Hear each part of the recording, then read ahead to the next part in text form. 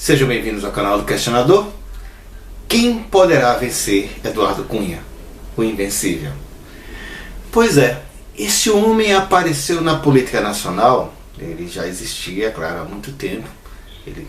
Aqui mesmo nesse canal já falei sobre o passado dele com Collor e com diversos outros políticos, mas ele haveria de se projetar agora no início de 2015, em fevereiro de 2015, quando ele seria eleito pelo PMDB como presidente da Câmara de Deputados.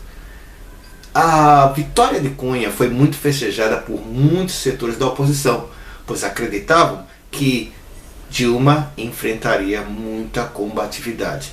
Curiosamente, no começo da gestão Cunha, esse homem, ele de certa forma dizia, por exemplo, que o governo Dilma não poderia ser processado pelas pedaladas fiscais, porque isso iria ferir aquela questão do mandato anterior. Foi um delito cometido no mandato anterior e, consequentemente, não poderia ser julgado, pelo menos, como um crime de responsabilidade para esse novo exercício, para esse novo mandato. Então, de repente, ele mudou de ideia dentro daquela linha de flip-flop, tá? Cunha, ele hoje em dia está sendo acusado de possuir diversas contas no exterior, contas na Suíça. Seriam pelo menos 4 contas na Suíça. Esse fato sempre foi negado por ele, inclusive já em março de 2015, ele já havia negado, dizendo que não era possuidor de contas no exterior, reafirmou que aquilo que ele declarou para o Supremo era verídico e de repente aparece essa novidade. Observa, o Romário, quando foi acusado pela revista Veja, se deu ao trabalho de ir lá na Suíça buscar essa fonte e de repente, pobrezinho do Romário, não tinha o dinheiro que disseram que ele tinha. O Cunha não quis fazer uma viagem para a Itália. Será que, como o Marinho, José Maria Marinho da CBF, ele está com algum tipo de receio, algum tipo de medo de ser preso no exterior pela Interpol? Eduardo Cunha, ele se garante por uma linha muito forte de respaldo que ele teria de diversos outros deputados. Suspeitam muitos setores da mídia que seriam aproximadamente mais de 200 deputados que estariam, digamos, a serviço de Eduardo Cunha. Isso, de certa forma, é um pouco preocupante, porque esse homem teria, segundo alguns meios da imprensa, ameaçado o próprio Supremo Tribunal Federal, teria ameaçado deputados, usou até uma outra ex-deputada que na época preencheu um determinado requerimento, né, e de maneira a chantagear empresas para que ele recebesse uma suposta propina.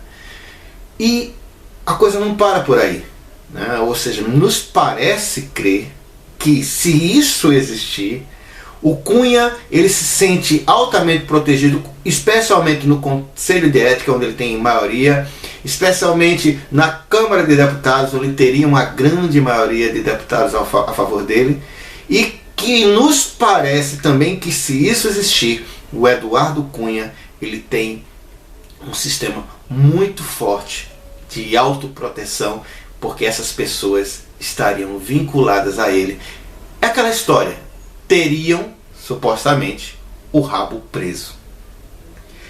Quando eu lembro que falaram do mensalão e que disseram que existia uma mensalidade paga aos deputados para que eles servissem às votações do governo, isso deveria ser um grande escândalo, mas foi um número absolutamente pequeno de congressistas condenados por esse tipo de delito.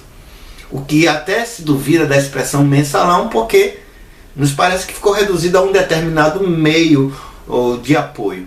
Quando nós nos deparamos com a situação de Cunha, a coisa começa a ficar bem mais preocupante. E o que mais me deixa preocupado nessa situação é que nós vemos o Silas Malafaia dizendo que o Eduardo Cunha é o homem mais honesto do Brasil. E nós vemos esses tipos de manifestações vindas dos mais diversos setores como até mesmo daquele aprendiz de feiticeiro, o Kim Kataguiri, né?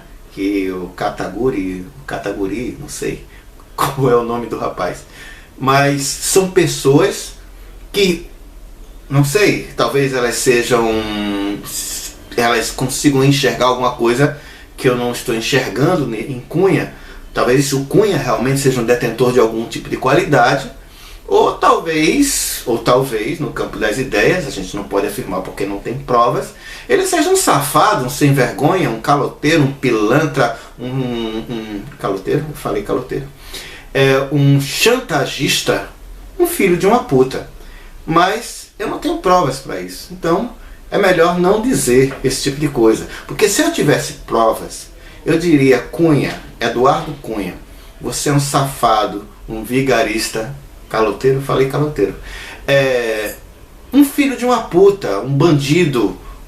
Mas eu não posso dizer, porque eu não tenho provas. Eu não tenho provas, não tem como provar isso. Então melhor não falar, melhor não afirmar. Apesar de todos esses escândalos, mais de 20 processos nas suas costas, ele é o presidente da Câmara de Deputados. Por mais que se tente feri-lo, por mais que se tente atacá-lo, ele parece como o Wolverine, talvez, que se reconstrói a partir de qualquer ferimento.